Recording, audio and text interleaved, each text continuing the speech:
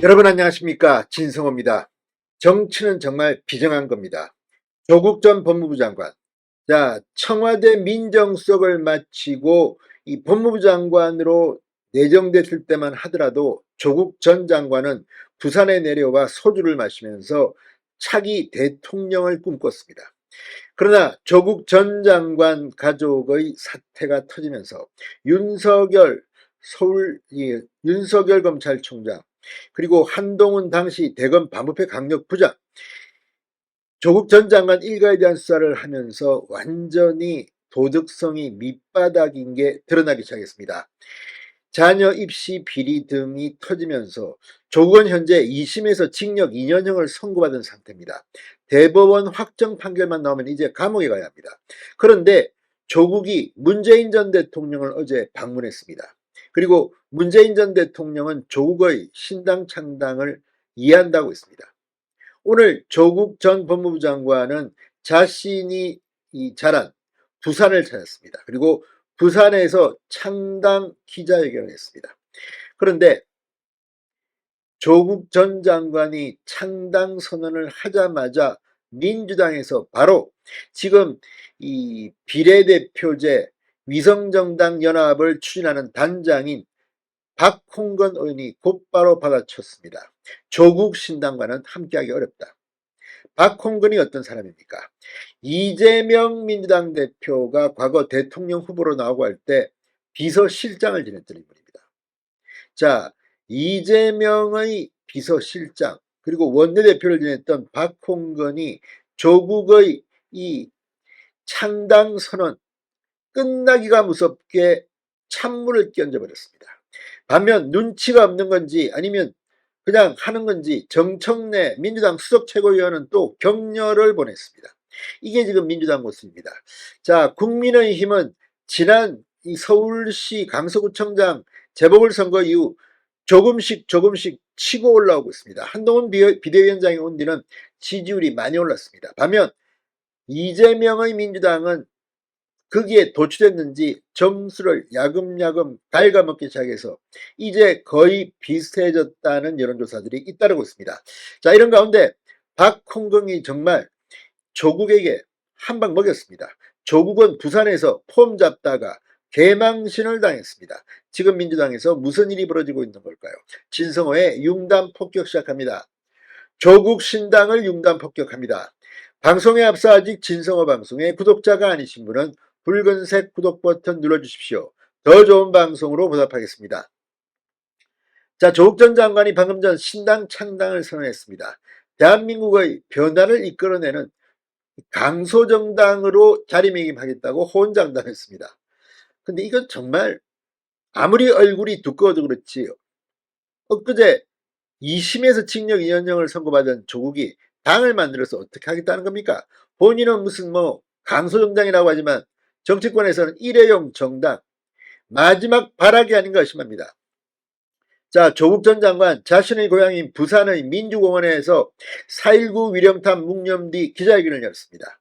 새로운 정당을 만들겠다고 전격 선언했습니다. 그러면서 4월 10일은 무도하고 무능한 윤석열 정권 심판뿐이 아니라 복합위기가 직면한 대한민국을 다시 일으켜 세우는 계기가 되어야 한다고 주장했습니다. 자, 그런데 이런 조국 전 장관의 창당 선언은 지금 본인은 떠들고 있지만 국민들 중에서 얼마나 많은 사람이 호응하겠습니까? 물론 조국의 강성 지지자들 아이고 조국 지지한다. 그런데 만약에 조국이 당을 만들어서 알아서 득표를 하면 민주당 지지자들이 가게 됩니다. 결국 민주당을 지지하는 표는 갈라지게 된다는 의미입니다. 지금 민주당 자신들도 알 겁니다. 친문 싸우느라고 지금 내부 이 갈등으로 지지율은 정체되고 있습니다. 이런 가운데 이 조국 신당에 대해서 민주당이 결국 손절난 것 같습니다.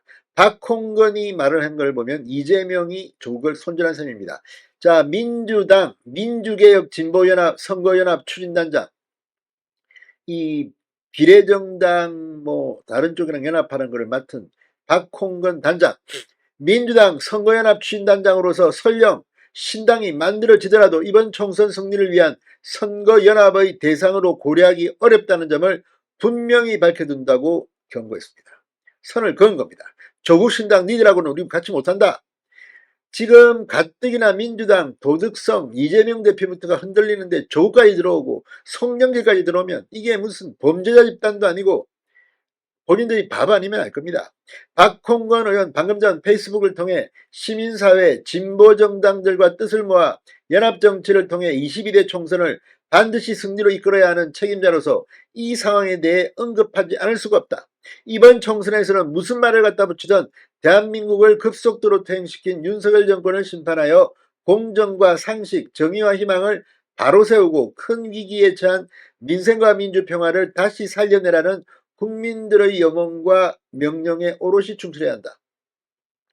그러면서 이 조국 전 장관의 정치 참여나 독자적 창당은 결코 국민의 승리에 도움이 되기는커녕 불필요한 논란과 갈등, 집요한 공격만 양산시킬 것이라며 조국 신당 손절 이유를 밝혔습니다. 자, 아무튼 지금 이 바보가 아닌다면 조국하고 손을 잡겠습니까? 그런데 문재인 전 대통령은 이해한다고 했습니다. 지금 친문과 친명의 갈등은 폭발하고 있습니다. 박홍근 의원은 과도한 수사로 억울함이 있겠고 우리 민주당이 부족함이 있더라도 부디 민주당과 진보개혁 세력의 단결과 승리를 위해 자중해 줄 것을 간절하면서도 강력하게 요청을 드린다. 신당 창당에 반대한다는 점을 분명히 했습니다. 그런데 아직 이 눈치가 없는지 정청래 최고위원은 방금 전 조국 전 장관의 신당 창당에 대해 현실 정치 참여 선언의 결단과 용기에 박수를 보낸다 환영 입장을 냈습니다.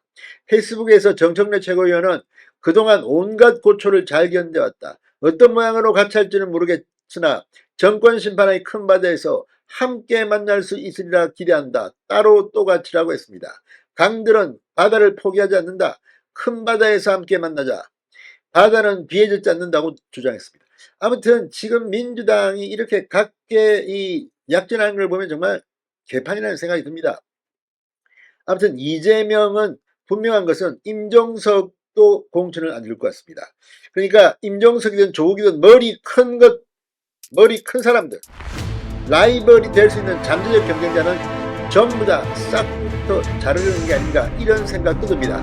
진성호의 윤단 폭격이었습니다. 여러분 감사합니다.